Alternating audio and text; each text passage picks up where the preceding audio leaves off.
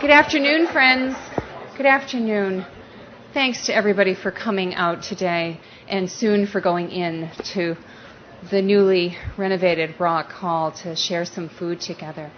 It's my great privilege to welcome everybody and to invite us all into a spirit of gratitude for this afternoon, for this occasion. And so I will do that.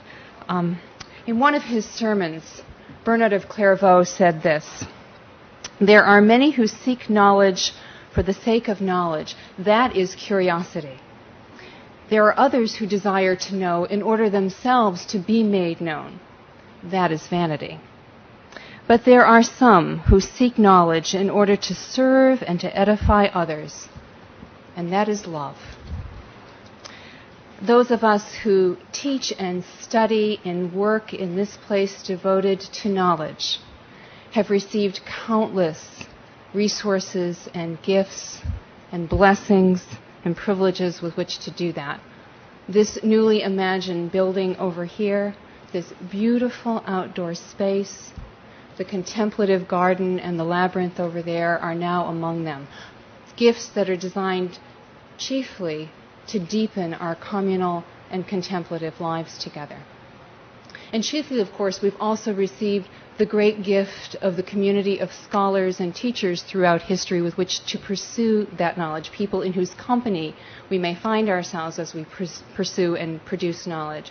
And by that, not only the people whose books are in our wonderful libraries, but also the community of scholars and teachers with which we find ourselves here in this moment, people in whose company we are living for this time, people right here. And also the great teachers whom we can meet only by going outside of these beautiful buildings, the trees, right? The wind, the rain, the air, the sunlight. So as we gather this afternoon to give thanks for the new gifts that have been entrusted to us for a time, and to honor those whose extraordinary philanthropic generosity and whose hard labor in the scorching sun, in the biting cold, we all saw them on the rooftops over there all last winter, yes? Let's remember our sisters and brothers who did that work. As we honor to give thanks and to them, to all of them, for this great gift. I'd like to ask that we turn now in our chairs just to behold some of the members of this community of scholars and teachers whose company we are keeping, to gaze into the faces of those who are here. I know we don't do that a lot at Harvard, right? No, we don't look. We look down. Look up, look out. Look at these sisters and brothers of the mind and the heart who've been entrusted to us right here, with whom to create and produce and pursue knowledge. And as we do that, to remember how much these gifts are already making the pursuit of knowledge here at HDS that much more possible and pleasurable and full of light and air and one another. We encounter one another more often now, already because of these gifts. So having beheld the faces of our friends, our companions on this way, I'd like to offer a prayer on our collective behalf. And I invite you also, in the silence of your hearts, to join me in that prayer to that or to whom you devote your life, to whom you submit your life. So friends, let us pray.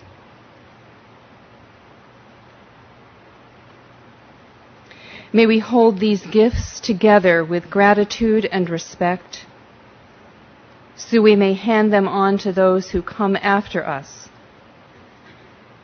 And may their greatest legacy to us be our legacy too, that they helped us to become a community that seeks knowledge in order to serve, that they helped us to remember to go outside as often as in to learn,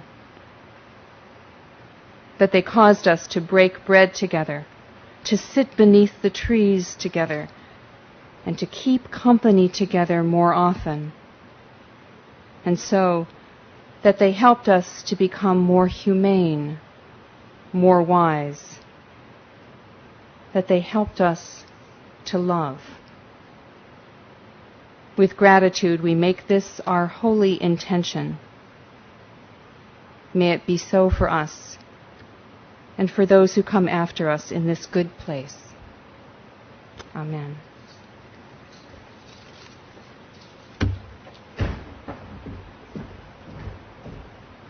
Thank you, Carrie. It's now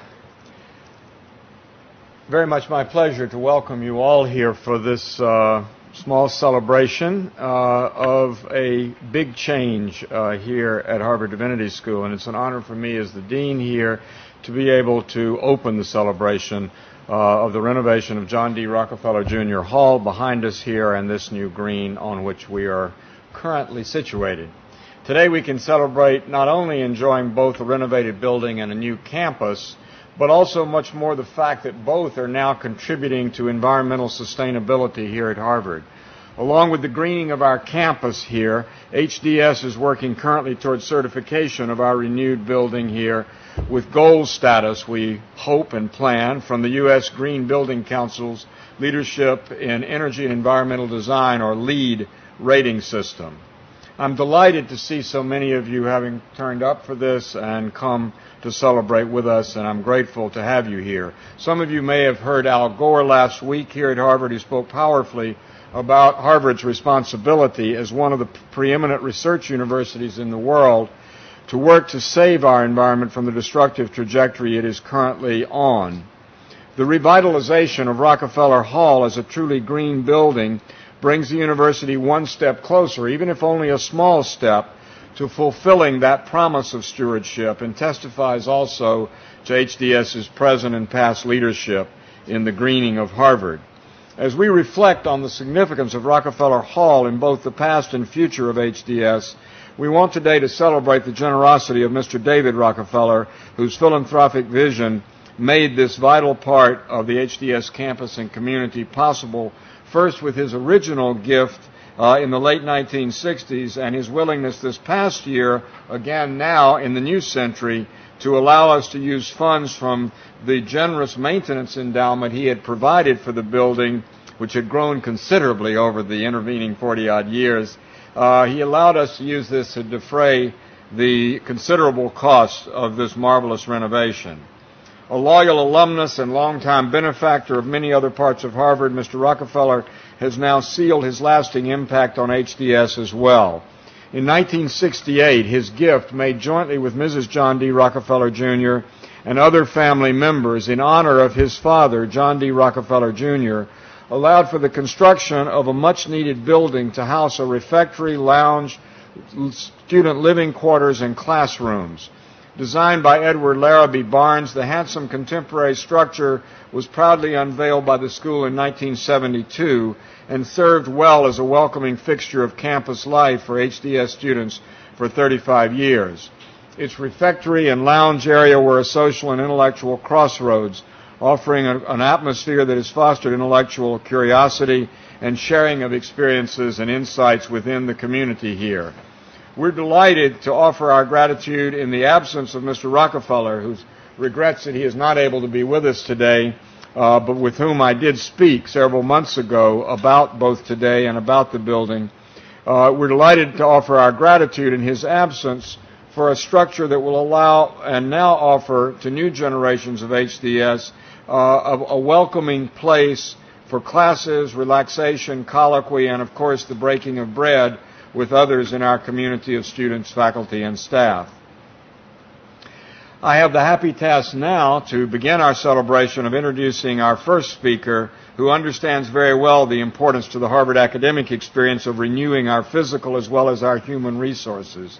A Harvard College graduate of 1982, Edward C. Forst became the first executive vice president of Harvard University just this summer, returning to his alma mater from Goldman Sachs and Company, where he was global head of the investment management division and chief administrative officer. As our first executive vice president at Harvard, our chief administrative officer, Ed not only acts as a senior advisor to President Faust, but also leads the enhancement and expansion of new areas that extend the boundaries of Harvard schools and traditional administrative units. he has to function as a master of many specialties, which I've already observed, on behalf of the university, overseeing financial, administrative, and human resources functions, as well as information technology and a number of things beyond these. However, what I would like to stress in introducing him is Ed's deep concern for this university. Most of you will not know that after being an active alumnus for over 2 decades, during which time he established also a forced family professorship and also a scholarship fund here within the university, and served in a number of capacities in the alumni world of this university. But you probably will still not know that he chaired just since beginning in 2005, rather, not 2005, the whole university financial aid initiative on student excellence and opportunity, USECO, as the committee was known, begun by Larry Summers in 2005, well before he's come back here now as our vice president. It is no secret that he did not come to Harvard for the money, I think you know. You don't leave Goldman Sachs for the university environment. But his many years of demonstrated concern for and engagement with this institution, I think, signaled well to Drew Faust and to others here that this was a person who was willing to come to help serve this institution and who had many, many talents to bring to it. Why was he willing? Why is he willing to take on this job? Because he believes deeply, I know, in what we are trying to do here for future generations. He also has 4 wonderful children to contribute to those future generations, and I'm sure that's a part of his powerful vision for being a part of an institution that makes a difference in higher education. I have found him, in my interaction with him in the past few months, an outstanding addition to Harvard's leadership team, and I look forward very much to being able to work with him on other Harvard initiatives and HDS initiatives. It's my pleasure, therefore, to introduce Ed Forrest. Ed.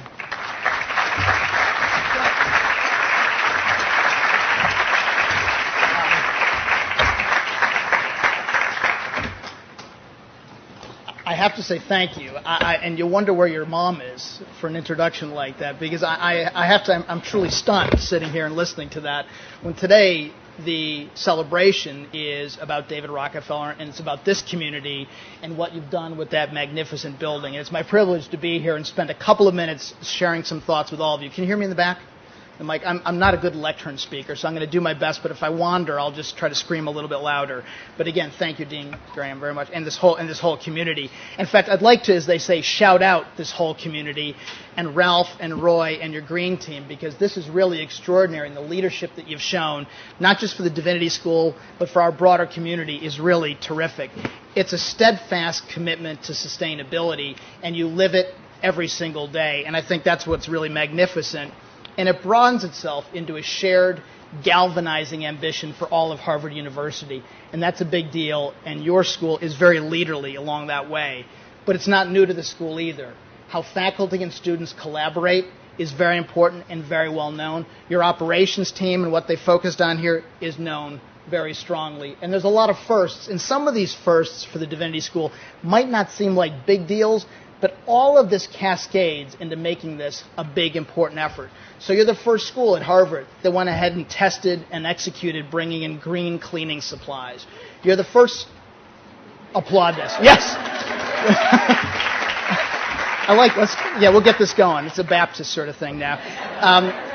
You're the first school that went ahead and made composting mandatory in all the buildings. Again, a big deal at Harvard, and it makes the other parts of the community watch and say, why didn't we do that, but we better get on that program.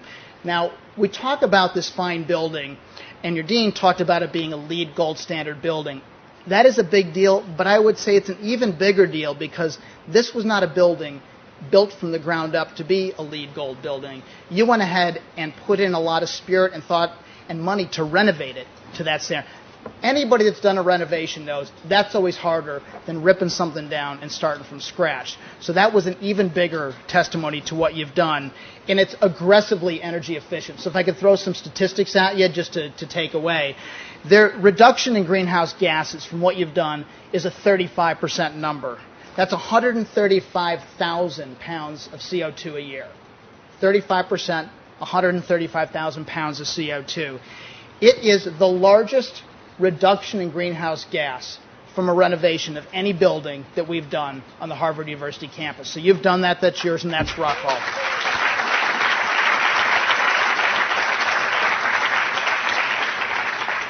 The potable water decrease is 44% versus code, and that's what you've done. That's 167,000 gallons a year, and as I understand it, that is a 25-yard by 20-yard wide by 5-foot deep swimming pool, just to give you a little bit of sense of, and the visual behind that.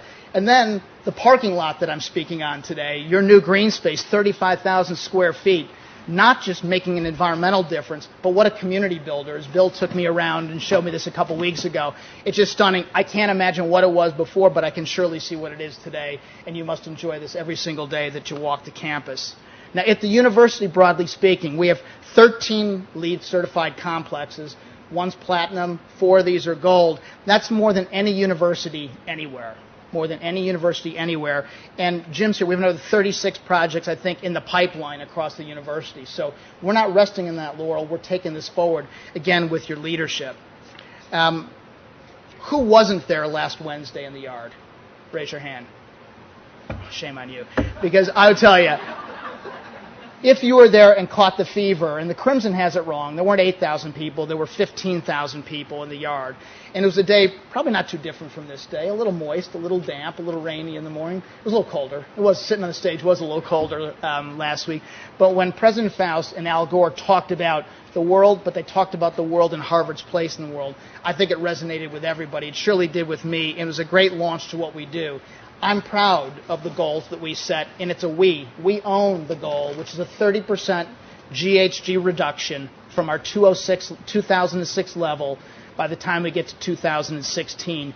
Made more ambitious because we're benchmarking against the world of 06, and we know Harvard only continues to grow and expand. So it's an extraordinary goal. Everybody else is going to watch, and they're going to wait while we lead. And that's a testimony to us, but we own this goal together. And again, I'm very proud of that. You know, when we can take our theory and our ideas and make them actionable like Rock Hall, that's something as well that's tangible, it's concrete, and it's a confidence builder for us. So I'd like to just share with you that my thoughts that it's wholly fitting that one of the cornerstones of the Divinity School campus is something that you've put so much into, and it's a testimony to what we can do. And we talk about the questions that we can ask and the intimate connection, as I think about it, among questions of ethics and human values. And that's what you speak to here. That's a tapestry, and we can go from that and ask more questions as we take on the responsibilities as stewards of the planet. So we can't limit the challenges and opportunities of sustainability just to politics, just to economics, and just to science, but rather, and where you're going to play a big role, we have to incorporate humanities and ethics. So I'm proud to be here. I'm privileged to be a part of your community for today and going forward, and I congratulate each and every one of you. Thank you very much. Thank you.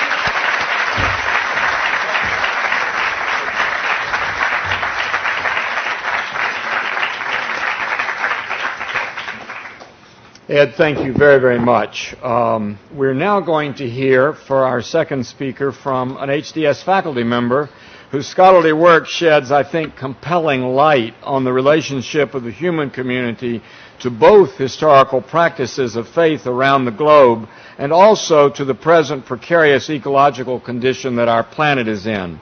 Kimberly Patton is professor of the comparative and historical study of religion at HDS. Her teaching and research focus on a broad range of topics linked to cross-cultural religious phenomenology, such as ritual studies and the mythology of natural elements. She is the author of several books, including The Sea Can Wash Away All Evils, Modern Marine Pollution and the Ancient Cathartic Ocean, a little volume that I would recommend to any of you. It gives a view of today's environmental crisis through the lens of humanity's ancient faith in the regenerative power of the oceans. And among the courses she is teaching this year is also one located in nature, The Tree at the Center of the World, which compares historical and contemporary traditions of primordial, cosmic, and sacred trees in religion, folklore, mythology, and ritual. So it's very logical that Kimberly would be the one who is speaking to us today. Having known her since she was our student in the comparative study of religion concentration in the late 1970s here in the college, and now being able to have the privilege of sharing a doctoral seminar with her in this particular term, I can say with both long experience and deep conviction and a lot of affection for her and her work that you are in for a small but powerful treat in hearing from her today. Kimberly?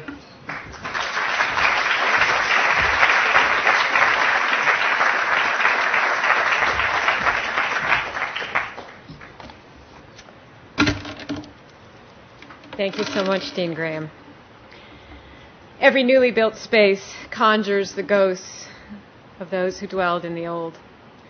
Over the ground we dedicate today, 200 million years ago, the dinosaur called Ankylosaurus wandered. The great continent of Pangaea was breaking up, and the Atlantic Ocean was being born. Before the first Europeans came to Boston Bay, the Massachusetts and Algonquian people lived on this land for millennia. By 1631, the Puritans counted less than 500 Massachusetts. 5 years later, Harvard University was founded. Despite the school's initial commitment to educate Native Americans, by 1800, the Massachusetts had virtually disappeared. Undergraduates today complain about how far the Divinity School lies from Harvard Yard, but it turns out that distance, that remoteness, was intentional, meant to shut out the concerns of this world and animate the concerns of the other. HDS was imagined and built surrounded by space and trees as a sign of that other allegiance. A Unitarian circular advocating the remote construction of Divinity Hall in 1822 warned of the way theological students at Harvard were scattered in housing throughout the university. Quote, "They are in danger of imbibing more of the spirit of the university than of the spirit of their profession," unquote. The danger lay in, quote, "regarding their profession as an occasion of intellectual exercise and display rather than a means of doing good to all classes in the community." To remedy this evil, the authors continued, "We desire to erect an edifice in a retired situation, remote from the other buildings.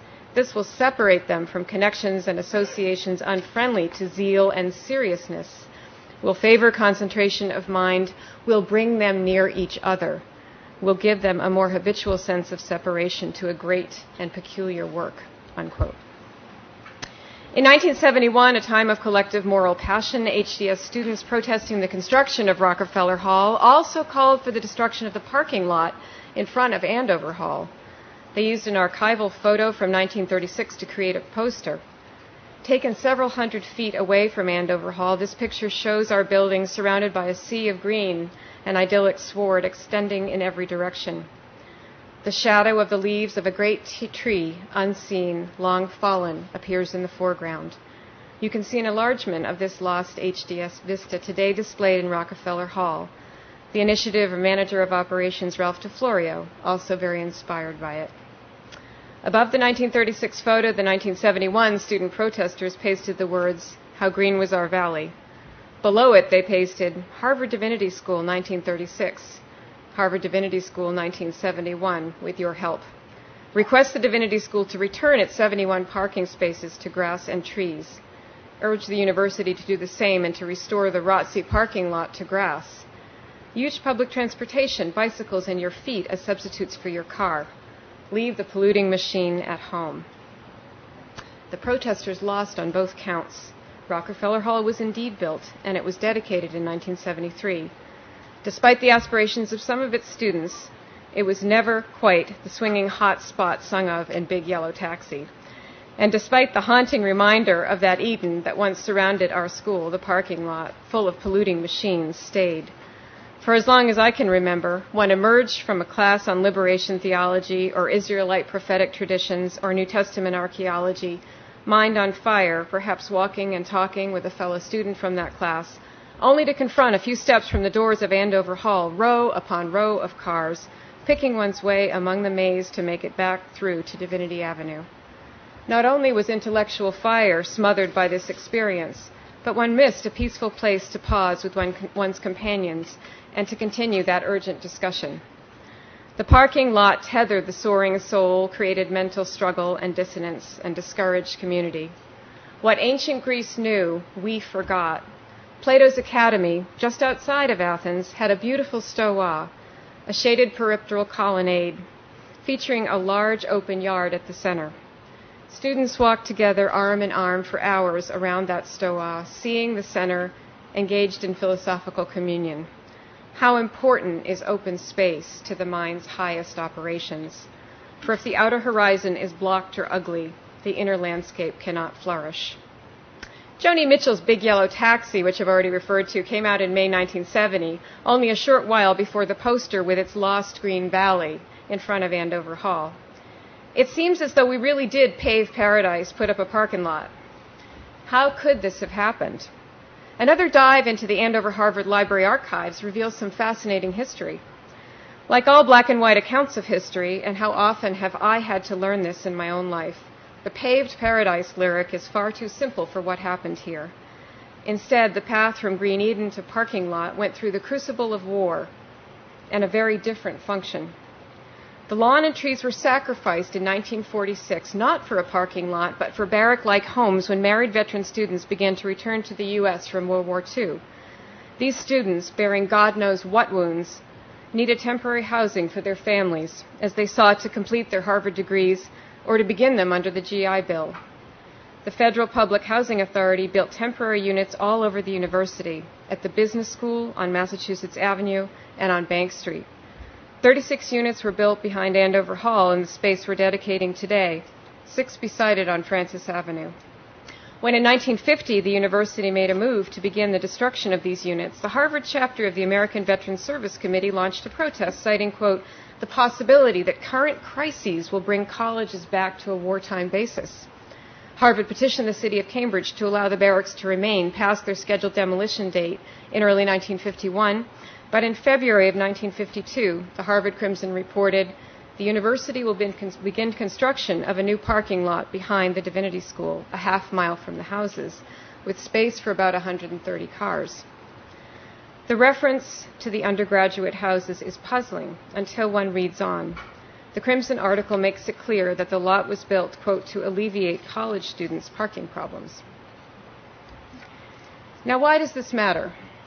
Extending the humanity imperative, whereby Immanuel Kant strongly upheld that persons must always be treated as ends in themselves and never as means. Environmental ethicist Clark Wolf distinguishes between instrumental and intrinsic valuations of the natural world. Without knowing the history I've just reviewed, we might assume that Harvard tore up the green idol of the 1936 photo and replaced it with blacktop for instrumentalist reasons, to provide spaces for cars at the expense of trees. We would be wrong. In fact, that transition was catalyzed, as we've heard, by a need accorded deep intrinsic value, the care and education of young soldiers returning from a global war. We might assume that the replacement of the heat-radiating blacktop and soul-numbing sea of cars was instigated by an institutional awakening to the intrinsic wrongness of such a space as our main outdoor arena for the study of ministry and religion. Again, we would be wrong. While this awakening was eventually just what took place, it passed through the ordeal of instrumental valuation. The demolition of the parking lot was provoked by the proposed construction of a massive new underground parking garage at 52 Oxford Street. Its projected capacity caused Andover and other parking lots to exceed the allotment agreed upon between Harvard and the city of Cambridge. Vision and commitment on the part of our dean, our administration, the managers of our physical plant, our students and staff, and university planners resulted at last in the restoration of some of our Green Valley. No history enacts ideology in a simple way. No interpretation is the last one. The jubilant variety of songbirds' calls may seem to us sheer intrinsic exuberance on nature's part, and so perhaps it is. But each call has its specific instrumental meaning. This is my territory. I am looking for a mate. I have found a mate. Get your own, and so forth. The massive whaling industry of the 19th century, with its quest for oil at the cruel expense of our great brothers and sisters of the deep, may seem to us the height or depth of instrumentalist folly. But out of the maw and metaphor of this horrible pursuit was born perhaps the greatest American novel ever written, Melville's Moby Dick, a work of profound intrinsic value. 37 years, then, after the 1971 protest, Rockefeller Hall has been beautifully renovated. The parking lot is gone, its space is subsumed into the subterranean maze of the Oxford Street garage. Harvard Divinity School has a green horizon once more, and once more a buffer from the rest of the university, from the rest of the world. We have stones upon which to rest, to talk, to pray, to argue or to reason together, perhaps on the harder days to shed tears or beg Great Spirit for help. And instead of a maze of polluting machines, we also have a stone labyrinth.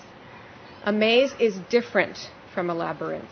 A maze offers the visitor many choices, and of these, some are false choices leading to dead ends. One can theoretically lose oneself in a maze forever, never arriving at the center or at the exit. A circuitous labyrinth has only one path, one way to the center, and only one way out. Ascribed by the ancient Greek religious imagination to the palace of King Minos at Knossos in Crete, the archaic labyrinth design oddly resurfaced throughout Europe as the central design of great cathedrals and was the focus of elaborate medieval dances. It appears from Scandinavia to North Africa to India and Indonesia, at burial grounds, by the sea, and on rock cliffs. Swedish fishermen walked coastal labyrinths to entrap ill winds, Sami shepherds and hunters in Lapland to entrap trolls who might follow them. Over the past few decades, the labyrinth has undergone an astonishing renaissance throughout the world as a tool for meditation, an archetypal emblem of the journey inward. Wonderfully, our new labyrinth at the center of the contemplation garden beside us began as the dream of someone in our community. Office of Ministry Studies staff member Laura Lamp dreamed a few years ago of the Divinity School on a winter night, pitch black with snow everywhere. She told me that in the dream she looked down from a roof in Andover Hall. She saw the entire HDS community, staff, students, and faculty, administrators, and everyone who worked here, each person carrying a single candle, walking slowly, creating the spirals of an enormous human labyrinth made of light. It was so beautiful, she says. She wished to join that labyrinth, and in her dream she was down from the roof in an instant, holding a candle, herself walking, then awaking.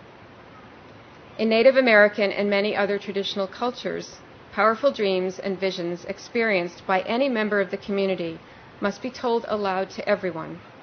Then it is the community's burden to perform or depict that dream, to realize it in waking life, so that all might benefit from its holy power. Not to tell the iconic dream is to risk grave physical or spiritual illness, as the young black elk found. Laura told her dream to Reverend Stephanie Paulsell and Carrie Maloney, and to the other members of the Ministry Studies office. They told it to Associate Dean Tim Cross and Harvard Parking Services. Harvard Parking Services, donating its time, materials, and labor for free, programmed the design of a classic labyrinth, like the one set at the center of Chartres Cathedral, into the computer of their line painting vehicle. The line painting vehicle came one day to the front of Andover Hall, and as Laura watched, painted the labyrinth onto the abandoned parking lot, scheduled in the course of a year for demolition to make way for this new green space. Over that year, Laura saw HDS students and many others walk the labyrinth. She saw groups of school children run around in spirals, laughing. She watched it being torn up like a Tibetan Buddhist mandala. Our students asked Dean Julie Bisbee, Ralph DeFlorio, and the architects to include a labyrinth as a permanent dimension of our school's new landscape. And when it was approved, the students helped design it. Laura received photos from China where the granite stones were carved and laid out in the shape of the labyrinth before it was shipped here.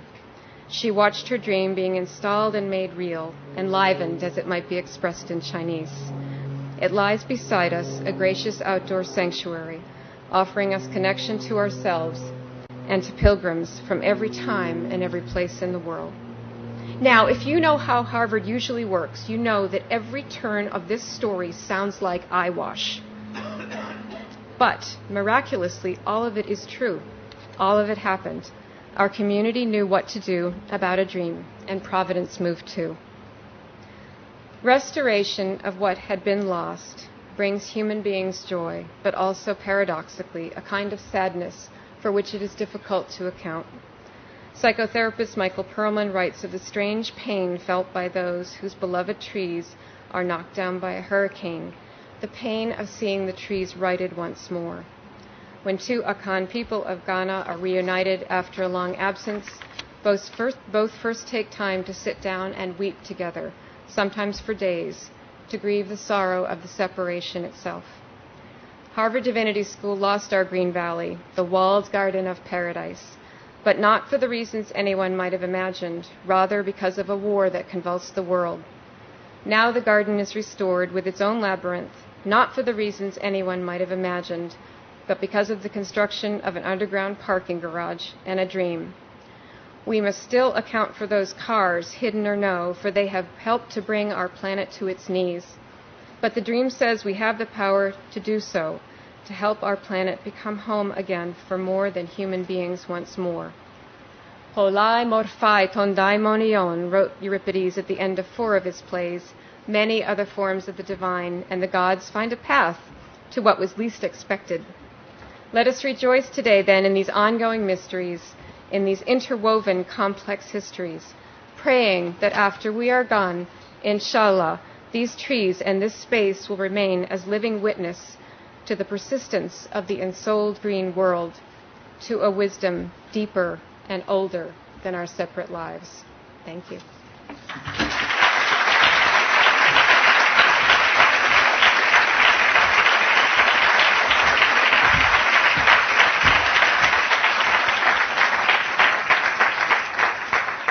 Thank you, Professor Patton, and I told you that's how it would be. I'm now proud to introduce Ralph DeFlorio, who's been mentioned and invoked several times already, the Divinity School's Director of Operations. Ralph and his staff, including especially Facilities Manager Roy Lauritsen, deserve all of our accolades for so seamlessly executing every aspect of this renovation. Ralph and his team have been and remain deeply committed to environmental responsibility at HDS, as Ed Forrest eloquently noted. Rockefeller is a 100% green building, as we've said, and among its many environmentally friendly features are an energy recovery wheel, new lighting controls, a roof that reduces cooling costs, a gear-driven elevator that is up to 40% more efficient than hydraulic elevators, but was a devil of a thing to get into the building, I can tell you, and building materials, 80% of which come from local manufacturers. Now, to share more with you about ongoing sustainability efforts at the school here, let me call on Ralph DeFlorio. Ralph?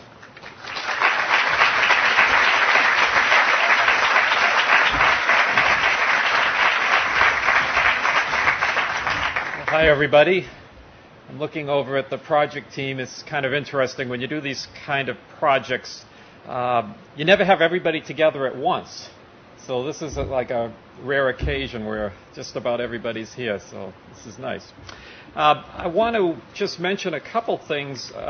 Kimberly talked about the 1936 picture, and yes, that was an inspiration to me. Those of you that walked by my office during the past year noticed it was taped onto my door, and I think I want to just talk a little bit about what I see as the future visions for sustainability at HDS, but point out that sometimes you have to look back and see what path we've taken, and that was really the beginning. I'll also point out that that same time period was the first Earth Day, some of you may remember, in 1970. So I think that got the ball rolling for us.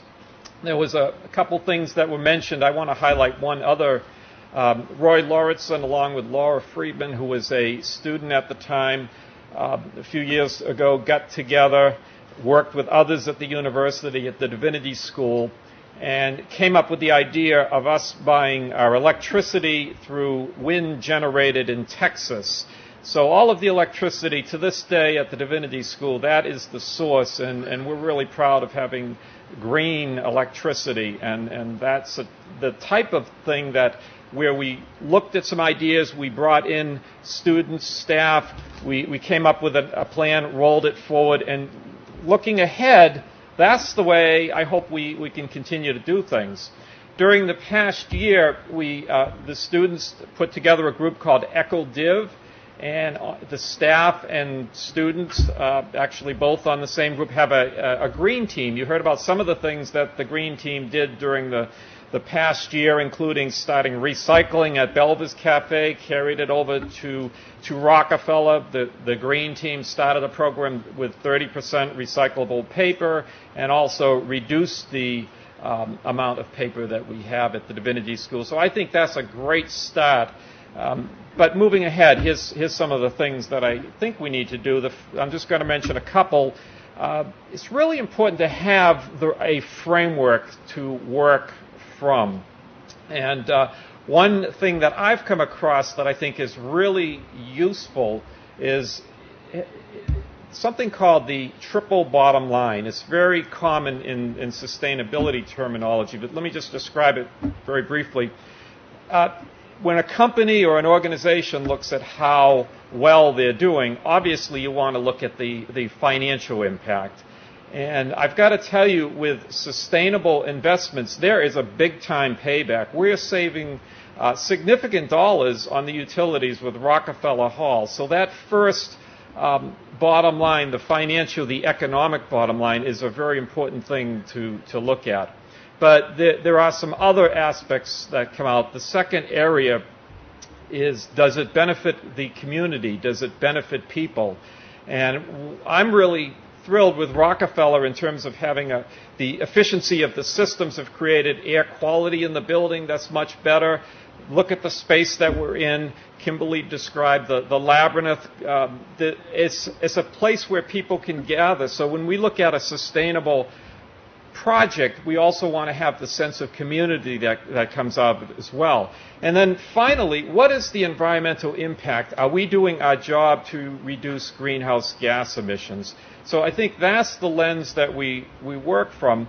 And a really important point going forward is this is not the type of thing that we can hand off to some committee. It's not something that other people are going to do for us. It's going to take all of us to improve things. We need to work to get a little bit more educated and understanding on everybody's part.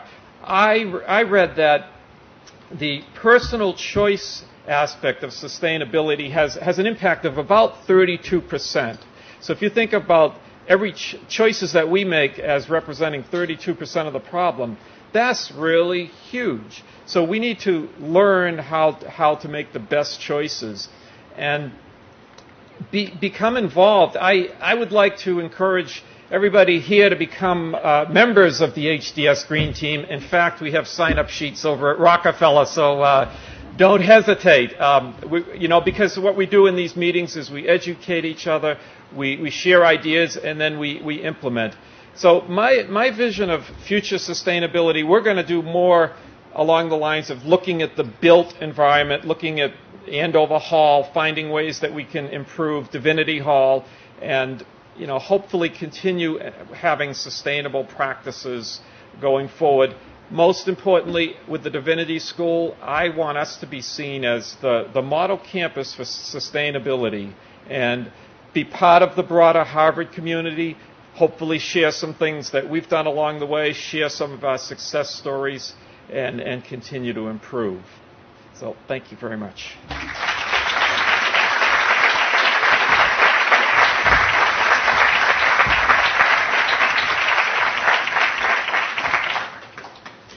Now, after our three fine speakers, we come to the last portion of our program, and for that it's very much my pleasure to now be able to introduce to you my colleague, Julie Bisbee, Executive Dean here at the Divinity School, and ask her to come to the podium in a moment. But let me first say just a word about Julie. She has played an instrumental role in the Rockefeller Hall and campus revitalization project, and never really is recognized, I think, fully for that. She's managed to ensure an end result that is functional, innovative, financially sound, and thoroughly student-focused. She worked tirelessly behind the scenes planning with architects and consultants, with the university's planning coordinators and project offices, and with all of our HDS constituencies to bring this project to fruition. Through countless meetings, countless time back in her office after hours at the computer, I have watched her work and put this all together over now a number of years. I can honestly say there's no single person here probably who's had a hand in every single aspect of the project to the degree that Julie Bisbee has. I think we owe her our gratitude and our admiration for what she's managed to see through to completion.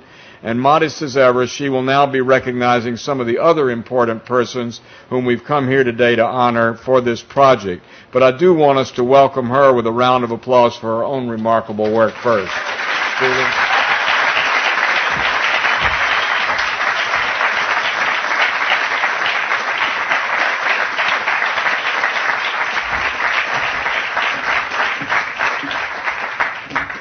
Thank you very much, Bill. Roughly 3.5 years ago, we embarked on the formal planning and design work for the project that we are celebrating today. Some of you here know very well the amount of complexity and coordination that's involved in major construction projects. To others here, construction somehow seems to just happen. Like making sausage, you're happy to enjoy the end result. You're not really sure what's involved, and you're not really sure you want to know. The reality is that a successful project requires enormous effort by literally hundreds of people whose engagement has to be very carefully coordinated and woven together. What one always hopes for in a capital project like this one is to have incredibly talented designers, a general contractor who cares about the project as much as the client does, consultants who really know their stuff and can blend in seamlessly with the rest of the team, and owners' representatives who can work with the whole team and make good decisions all through the way. On this project, it was our good fortune to have a team that was as close to the ideal as I can possibly imagine. They delivered a beautiful project that has transformed the HDS campus, will be enjoyed by Harvard and indeed its residential neighbors for years to come. So today, after 3.5 years, I am grateful, very, very grateful, for the opportunity to publicly thank the key members of the project team and, by extension, the literally hundreds of people who worked so hard along with them back in the office, down in the muddy basement during construction of the elevator pit, up on the roof with the mechanical equipment, out in the landscape creating the granite labyrinth, in the refectory, installing the glass art over a weekend, and much, much more. So we're now going to ask the project team members in groups to come up to be introduced and to receive an expression of our gratitude for their work on the project. So VSBA and Stimson, would you please come up?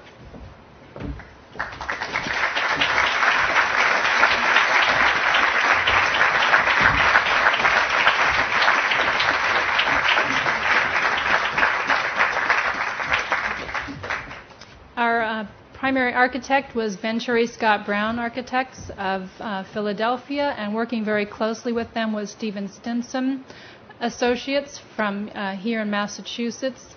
Nancy Traynor, over to the right, is the principal for VSBA. Her colleagues Joel Donlin and Jessica Tidd. This is Stephen Stimson in the middle with his group from Stephen Stimson Associates, Lynn Giesecke and Jim. I'm blanking. Thank you. Sorry. So this group worked really seamlessly together, weaving actually what was happening inside the building and what was happening outside the building. You can't really separate the two, as we could tell from Jim sitting, like right at the junction of the building with the landscape on many occasions. So thank you all very much for the wonderful work that you did on this project.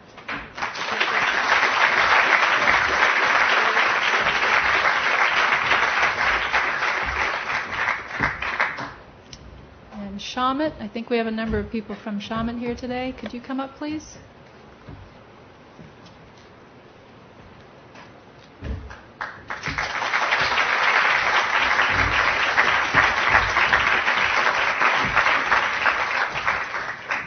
We are very, very fortunate to be able to work with Shamit Design and Construction on this project. I am so happy that we chose them.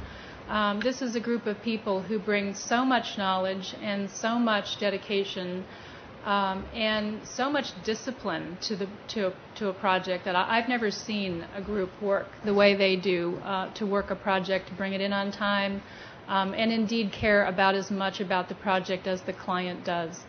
There are a number of the members of the team who I know were hoping today to be here today. Maybe they'll come later. We do have gifts for them, but let me just read their names so that everybody will know.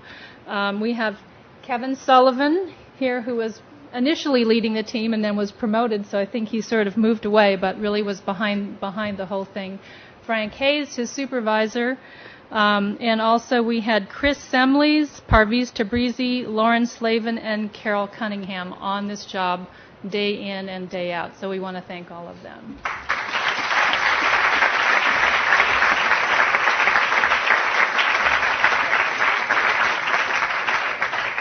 And Jesse Foote. Is Jesse here somewhere?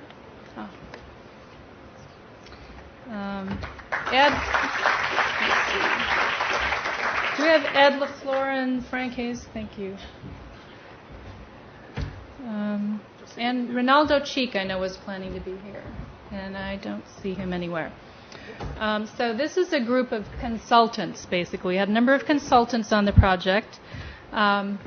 Jesse Foote in the blue shirt is from the Harvard Office of Sustainability. He was also working together with Nathan Gauthier, who was not able to be here today. They did an incredible amount of work working with energy modeling and trying to help us decide what were the best decisions to make on the project in terms of sustainability options. They did a lot of analysis, they did a lot of advice, they've done a lot of paperwork on our LEED certification application. So thank you very much, Jesse, and in absentia, Nathan as well. I want to mention Massimo Delioso. He also was our project engineer. He did an amazing job blending in with the team. I wish he was here today, but I want to recognize him as well. Ed LaFleur, John Hayes from CSL Consulting. These are the folks who are on what we call the mitigation team. They help make sure that there is proper coordination between multiple projects that are happening in the same vicinity, that they sort of anticipate, prevent, and respond to any kinds of neighborhood concerns, including internal neighbors, in fact. And if they're doing their job really well, all of this goes largely unseen. And in fact, that's what happened with our project. So thank you very much, Ed and John.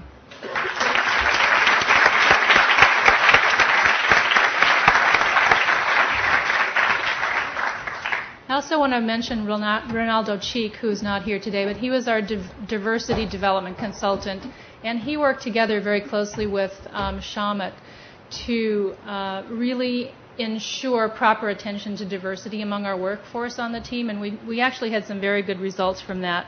Couple statistics that Ronaldo sent to me today. Among the 15 projects that were running concurrently with ours that he was involved with, we had the highest percentage of female trade workers.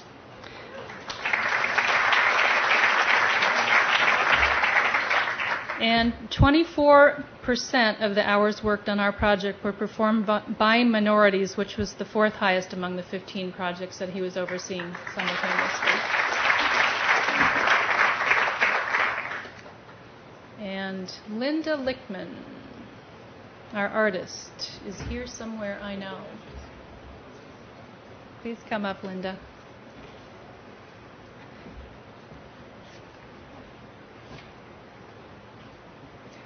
Linda Lichtman is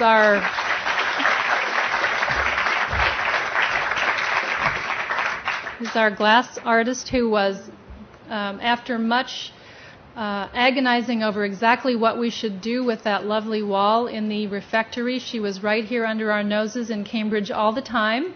And I have to give credit to Peter Riley of HRES and Cecilia Wan working together with him to really figure out what was the right thing to put on that wall. And we are very fortunate to find Linda and to have actually Dean Graham work very carefully with us, give us his aesthetic sense of things. So his vision is very much in this project as well. So Linda worked very hard with some fabricators in a studio in Germany, actually. Went over there on a couple of occasions and supervised their translation of her watercolor work into the glass art that you see hanging on the long wall of the refectory. So if you haven't had a chance to do that, please do take a look at that today while you're here. You can also see Linda's work elsewhere in the Boston area, including the T station at Logan Airport and also the Cambridge Public Library. So thank you very much for your collaboration and your lovely work, Linda.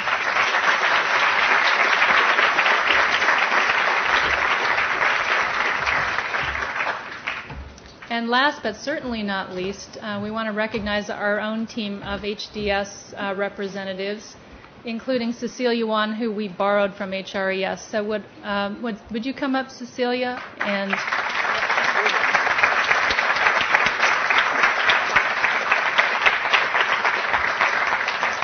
I'd like to also ask Paul and Dan and Kathleen. And is Roy still here somewhere? There's Roy.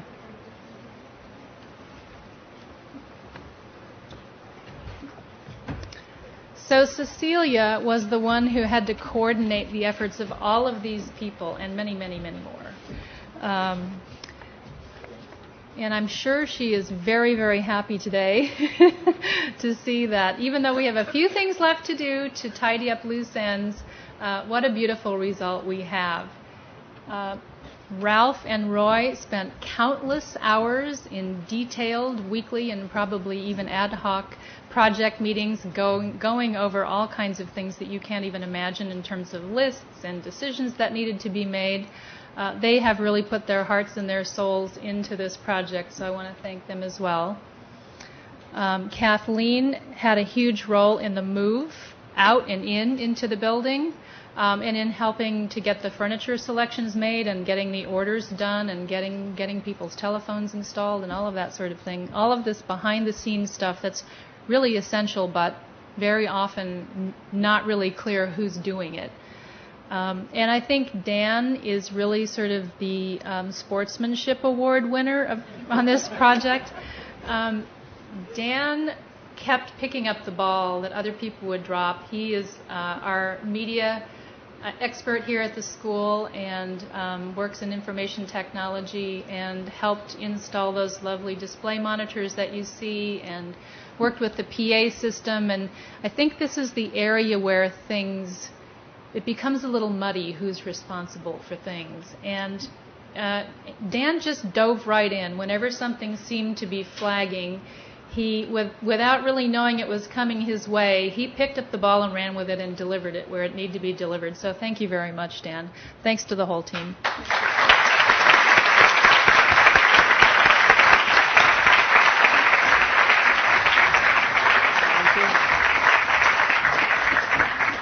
Dean Graham, if you could come up for a minute. Julie.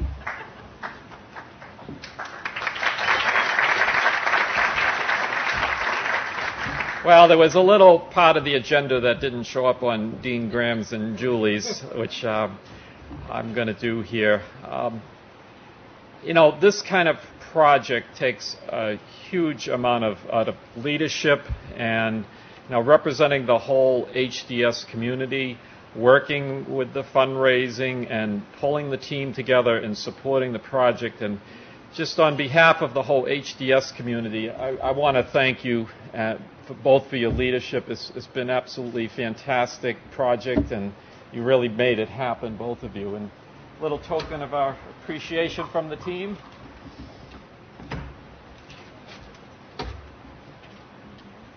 And thank you, everybody.